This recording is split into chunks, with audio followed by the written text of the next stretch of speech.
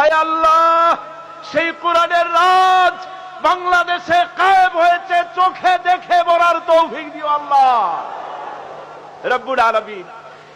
কোরআনের শাসন কায়েম করার জন্য যদি রক্ত দরকার হয়, তাহলে আজকের দরখাস্ত কবুল করো আল্লাহ।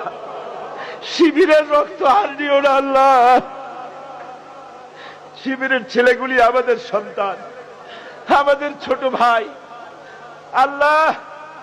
কলেজ ইউনিভার্সিটিতে ওদের অপরাধ, ওরা নামাজ পড়ে, ওরা দাড়ি রাখে, ওরা কোরআন শরীফ পড়ে, ওরা চরিত্রবান।